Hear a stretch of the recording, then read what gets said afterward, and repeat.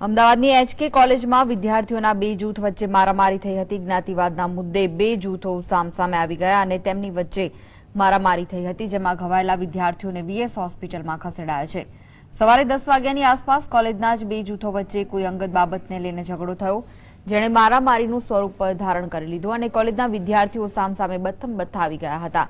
એકબીજાને ઢીકા પાટુથી લઈને લોખંડના પાઇપ અને ખુરશીઓ તેમજ પથ્થરથી હુમલો કરીને જખમી કર્યા।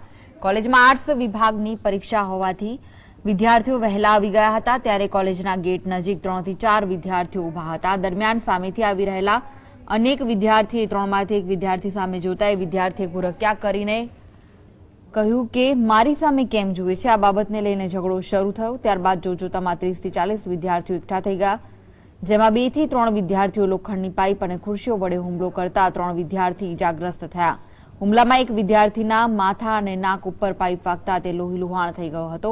વિદ્યાર્થીઓએ પાર્ક કરેલા વાહનોમાં પણ ભારે તોડફોડ કરી। પથ્થરમારાના કારણે કેટલાક વિદ્યાર્થીઓને સામાન્ય ઈજાઓ પણ થઈ છે। હુમલાથી ગભરાયેલા બે વિદ્યાર્થી તો રિવરફ્રન્ટ તરફ નાસી છૂટ્યા હતા। દરમિયાન નવરંગપુરા પોલીસ પણ ઘટના સ્થળે આવી પહોંચી હતી અને વિદ્યાર્થીઓને હુમલાથી બચાવ્યા।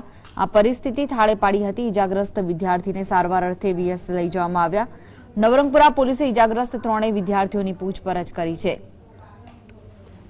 હુમલો કરનારા અને ભોગ બનનારા તમામ વિદ્યાર્થીઓ એચકે કોલેજના છે, પરંતુ કોઈ વિદ્યાર્થીઓએ બનાવના પગલે કોઈને બહારથી બોલાવ્યા હતા કે કેમ તે અંગે તપાસ હાથ ધરાશે।